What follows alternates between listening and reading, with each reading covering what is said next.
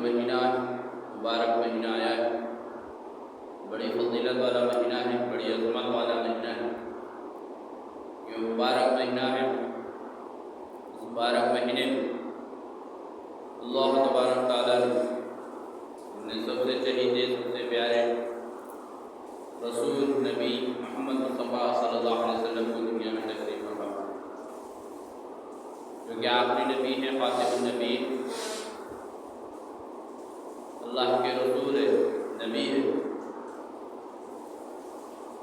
میرے بھائیو بزرگوں دوستو، اللہ تبارک تعالیٰ خالق و مالک ساری کائنات، تمام مخلوق کا خالق و مالک ایک اکیلا اللہ ہی تمام عالموں کا رب ہے، تمام مخلوق کا رب ہے۔ اور اللہ تعالیٰ نے اس دنیا کو بنایا ہے، دنیا کا کرتا کرتا بھی وہی ہے، خالق اور مالک بھی وہی ہے، ہر چیز کا اختیار اسی کو ہے۔ ان اللہ علی کل شیء قدیر، بے شک اللہ تعالیٰ کو ہر چیز پر پوری قدرت ہے۔ دنیا بنایا بھی وہی ہے اور قیامت کے لیے دنیا کو ختم بھی وہی فرمائے گا۔ دنیا میں اللہ نے بھیجا ہے انسان کو، جناتوں کو محض اللہ کی عبادت کرنے کے لیے اللہ نے بھیجا ہے۔ امتحان کے طور پر اللہ تعالیٰ نے اس دنیا میں ہم کو بھیجا ہے۔ اصل زندگی جو ہے وہ آخرت کی زندگی ہے، دنیا کی زندگی مختصر زندگی ہے، وقتی زندگی ہے، مختصر وقت کے لیے ہم آئے ہیں اور ایک امتحان کے طور پر یہاں پر آئے ہیں۔ اللہ دیکھنا چاہتا ہے کہ دنیا کی رنگینیوں میں رہ کر، دنیا کی موج مستی میں رہ کر اللہ کے احکام پر چلتے یا نہیں چلتے۔ دنیا لذتوں میں وہ بھی عارضی لذتیں ہیں، اس طرح کی ہمیشہ کی لذتیں ہیں، ہمیشہ کی تعیشات۔ وقت دنیا کا ہر ٹائم پہ ایک جیسا نہیں رہتا انسان کے ساتھ، وقت کو اللہ تبارک تعالیٰ بدلتے اور بدلتے رہتے ہیں قوموں کے درمیان میں۔ قرآن میں بھی اللہ تعالیٰ نے اس کی شہادت دی ہے، تذکرہ فرمایا ہے کہ ہم زمانے کو لوگوں کے درمیان میں بدلتے اور بدلتے رہتے ہیں، کبھی یہ قوم والی بڑھ گئی، کبھی وہ قوم والی بڑھ گئی، کبھی یہ عروج پہ آ گئے، کبھی وہ عروج پہ آ گئے، کبھی صحت ہے تو کبھی بیماری ہے، کبھی خوشی ہے تو کبھی غم ہے، کبھی زندگی ہے تو کبھی موت ہے۔ یہ اللہ تعالیٰ تبارک تعالیٰ کا نظام، اور ہر چیز اللہ تعالیٰ نے حکمت سے بنائی، ہر چیز میں اللہ کی حکمت ہے۔ چھوٹی سے چھوٹی چیز بھی جو ہم کو نظر نہیں آتی ہماری ساتھ کی آنکھ سے، اس کے اندر بھی اللہ تبارک تعالیٰ نے حکمتیں رکھی ہیں، اور جو ہماری آنکھوں سے اجل ہے اللہ تعالیٰ نے اس میں اندر بھی اللہ تعالیٰ نے حکمتیں رکھی ہیں۔ سورج کو ایک وقت مقررہ پر نکالتا ہے، ڈباتا ہے، چاند کو اپنے مقررہ وقت پر نکالتا ہے، ڈباتا ہے، ہر چیز میں اللہ تعالیٰ کی حکمت ہے، بے حکمت کے کوئی کام نہیں ہے اللہ تبارک تعالیٰ۔ اور اللہ نے دنیا میں انسانوں کو بھیجا تو محض اللہ کی عبادت کرنے کے لیے بھیجا ہے۔ چنانچہ اللہ تبارک تعالیٰ قرآن میں ارشاد فرماتے ہیں، جس کا مفہوم و خلاصہ ہے کہ تم یہ گمان کرتے ہو کہ ہم نے تم کو یوں ہی بیکار کے پیدا کیا ہے، تمہارے پیدا کرنے کا کوئی مقصد نہیں ہے۔ اللہ جواب بھی ارشاد فرماتے ہیں، اس کا مفہوم و خلاصہ ہے کہ بے شک ہم نے انسان اور جنات کو محض اپنی عبادت کے لیے پیدا فرمایا۔ اب انسان دنیا میں آیا ہے اور دنیا کے ماحول میں رہ کر، دنیا کی رنگینیوں میں رہ کر اپنے خالق کو بھول جاتا ہے، اپنے مالک کو بھول جاتا ہے، تو اللہ تعالیٰ اس کی یاد دہانی کے لیے ہر زمانے میں نبیوں کو بھیجا، رسولوں کو بھیجا ہے۔ جس وقت میں جیسے حالات رہے اللہ تبارک تعالیٰ نے ان حالات کے حساب سے وہاں پہ رسولوں کو بھی بھیجا ہے، رسالت کو بھی اللہ نے بھیجی ہے، نبیوں کو بھی بھیجا ہے، نبوت کے ساتھ پیغمبروں کو بھیجا ہے اللہ تبارک تعالیٰ نے دنیا میں۔ چنانچہ آپ کو معلوم ہے الحمدللہ کہ کم و بیش 1.25 لاکھ انبیاء علیہ السلام اس دنیا میں تشریف فرما ہے۔ بعض روایتوں میں 1,34,000 بھی بتایا گیا، 1,24,000 بھی بتایا گیا۔ مقصد آنے کا پیغمبروں کا یہی تھا کہ اللہ کے بندے جو اللہ کو بھول کر زندگی گزارتے ہیں، ان بندوں تک اللہ کے پیغام کو پہنچائے، اللہ کے احکام کو پہنچائے۔ جو بھول چکے اپنے رب کو، ان کو اپنا رب یاد دلا دیں۔ اس کے لیے اللہ تعالیٰ نے رسولوں کو بھی بھیجا، نبیوں کو بھی بھیجا، پیغمبروں کو بھی بھیجا۔ ہر زمانے میں جب جس کا دور آیا، موقع آیا، اللہ تعالیٰ نے بھیجایا، انہوں نے اپنے کام کو پورا کیا۔ ہر نبی آئے دنیا کے اندر اللہ کے بندوں کو اللہ کی دعوت دی، اللہ کی ایک ہونے کی دعوت دی، اللہ کے احکام پر چلنے کی دعوت دی، اس وقت کی شریعت کی دعوت دی، اس وقت کے اللہ کے احکام کو مخلوق تک پہنچایا، انسانوں تک پہنچایا۔ پھر عیسیٰ علیہ السلام سے لے کر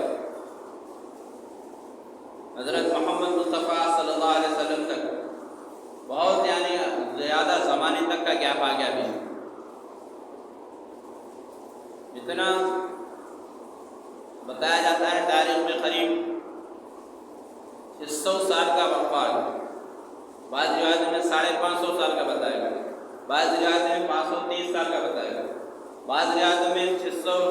650 کے 700 سال کا بھی گیپ بتایا گیا۔ عیسیٰ علیہ السلام کو دنیا سے جب اٹھایا گیا، اس کے بعد سے اللہ کے نبی صلی اللہ علیہ وسلم کے زمانے تک پیدا ہونے تک ایک لمبا پیریڈ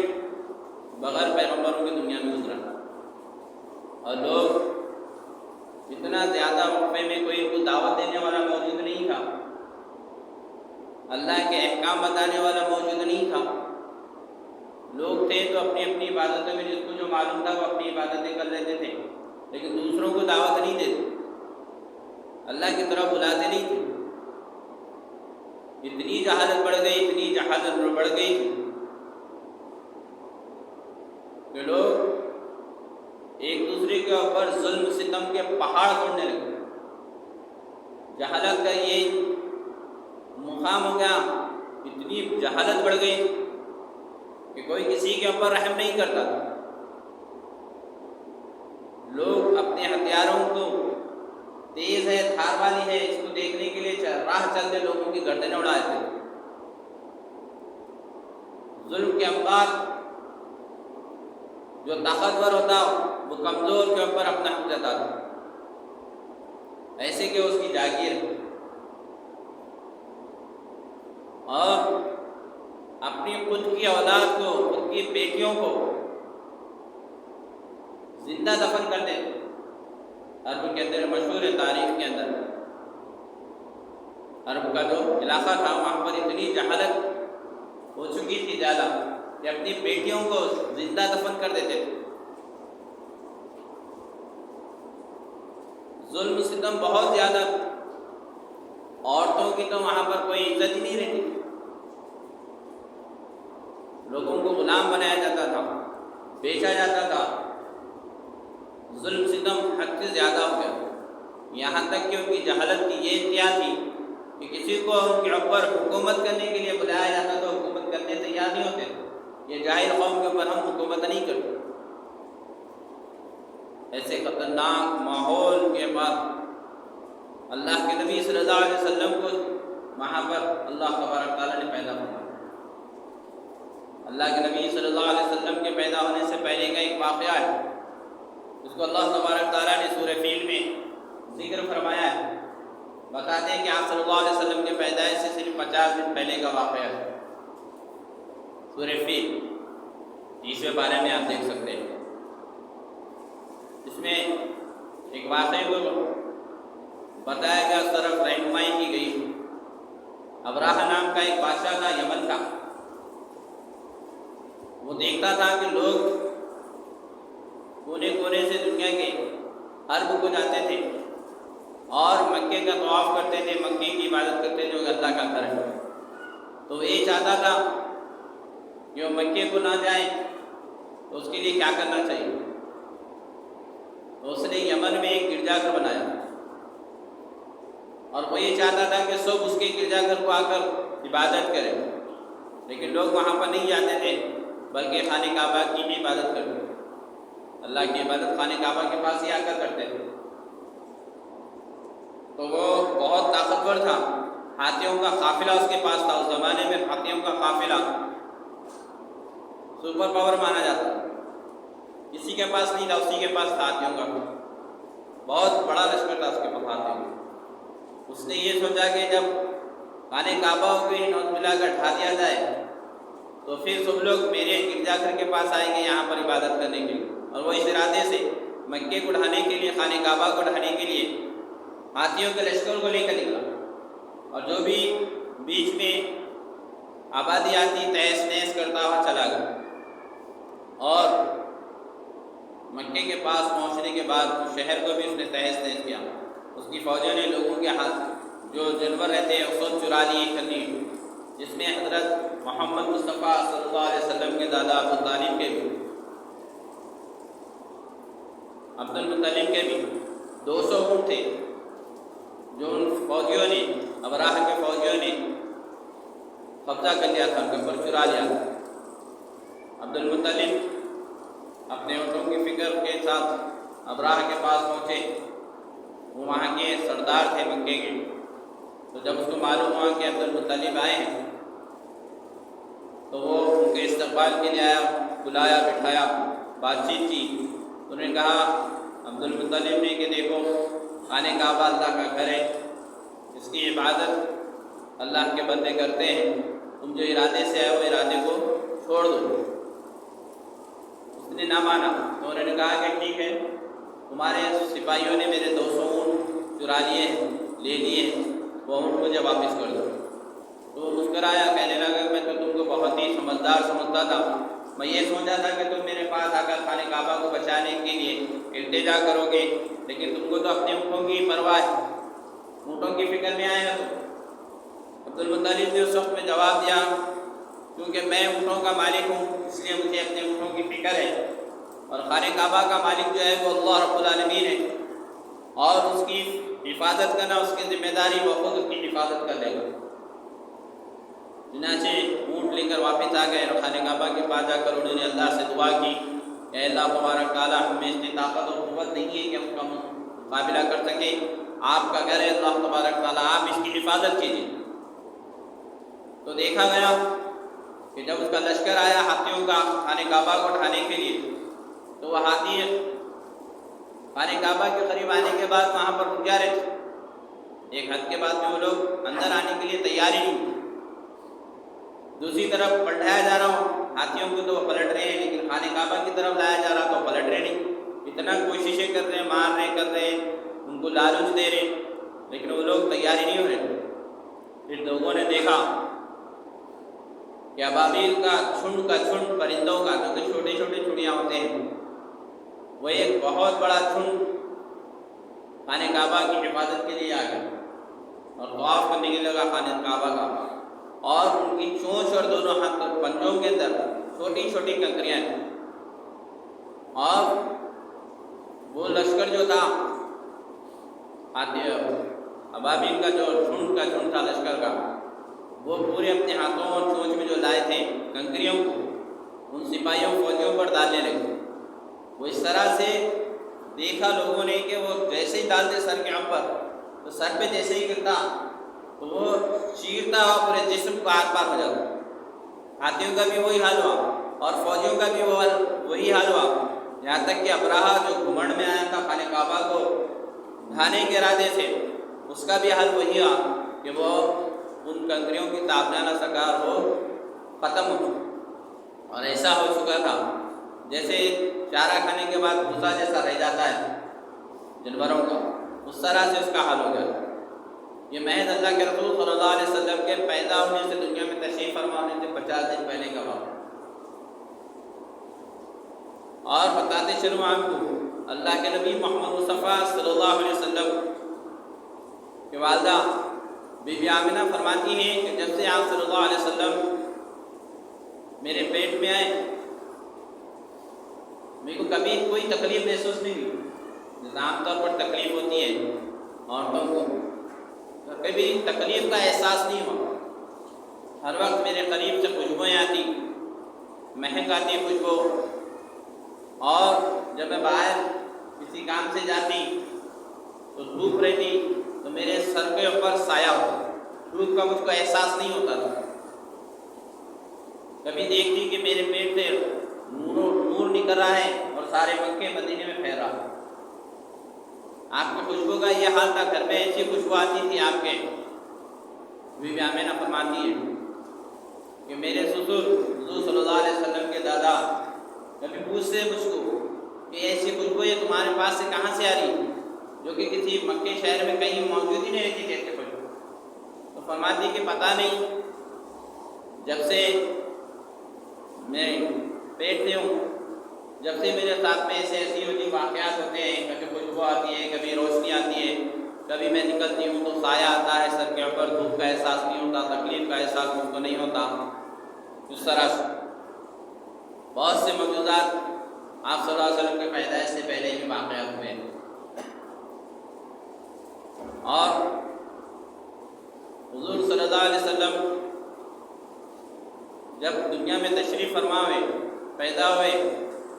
مکے کے اندر 360 بت تھے، مکے کے اندر تھے، وہ ایک خود بخود گر گئے، اور وہ خود بخود گر گئے جب آپ صلی اللہ علیہ وسلم دنیا میں تشریف فرما۔ اور ایک آگ جلتی تھی فارس وغیرہ میں کہیں، 1000 سالوں سے وہ کبھی بجھی نہیں کیا، اور لوگ اس کی پوجا کرتے تھے، اس آگ کی۔ آپ صلی اللہ علیہ وسلم جس وقت پیدا ہوئے وہ آگ خود بخود بجھ گئی،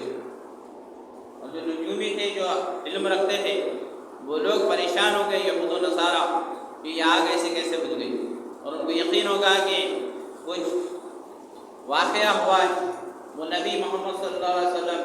جس کے بارے میں توریت میں، زبور میں، انجیل میں، اور تمام جتنی بھی صحیفے آئے ہیں پیغمبروں کے پاس،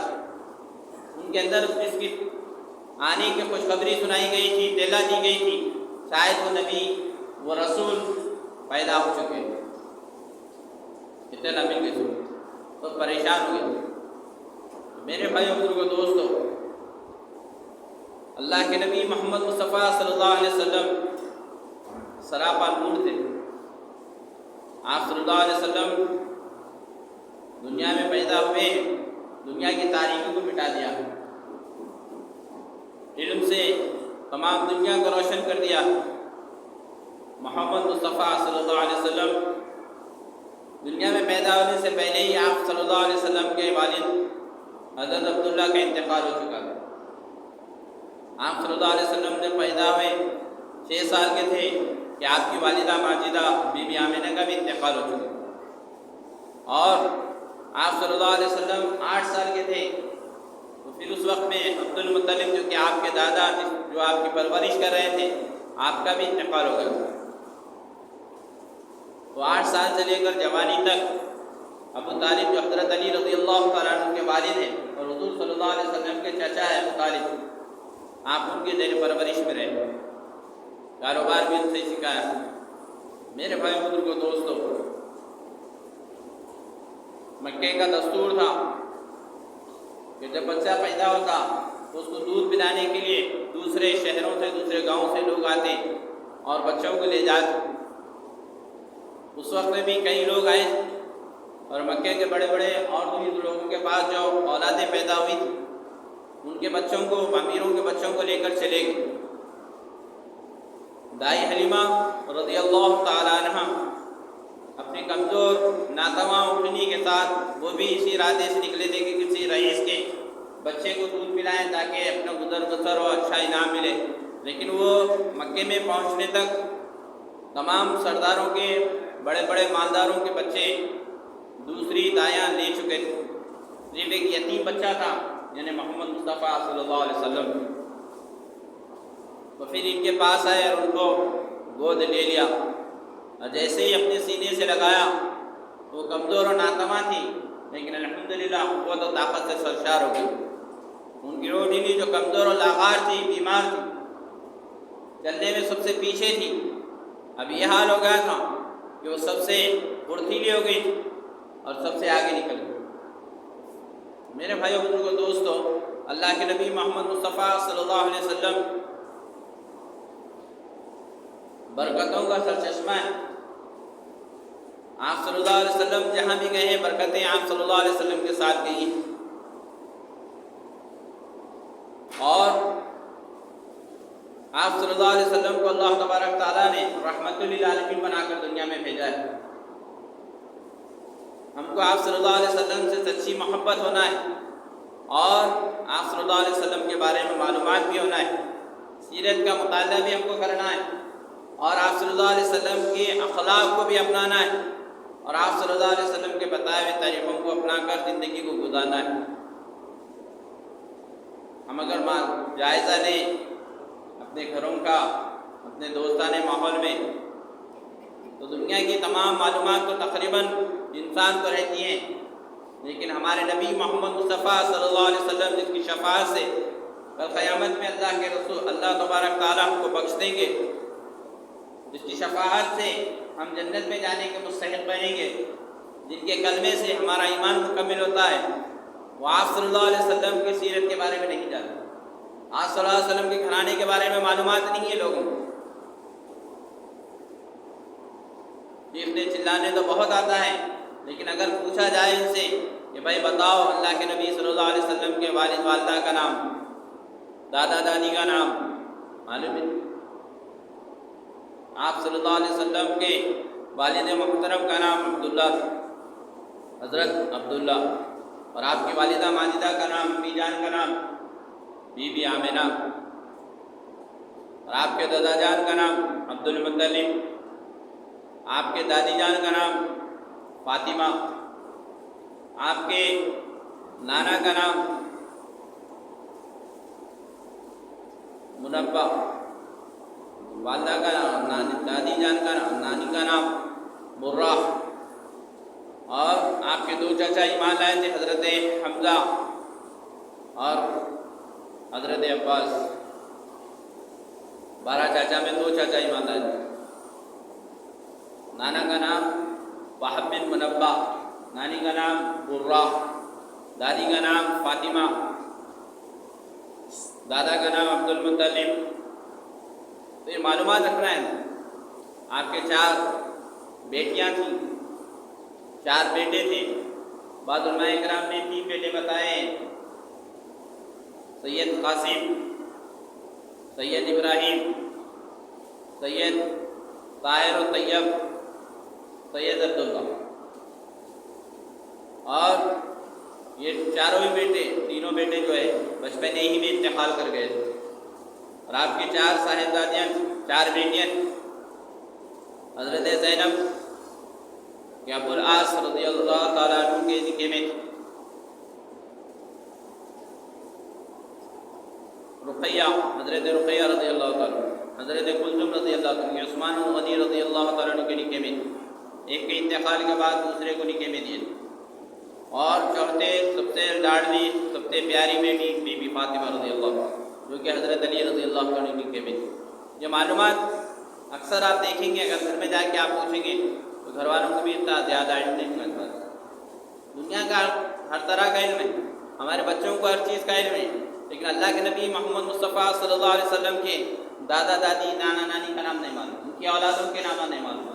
اور پھر ہم بول رہے ہیں کہ ہم اللہ کے نبی صلی اللہ علیہ وسلم کے چہیتے چاہنے والے۔ میرے بھائیو بزرگوں دوستو، سیرت کا مطالعہ بھی ہمارے گھروں میں ہونا چاہیے، تعلیم ہونی چاہیے ہمارے گھروں میں،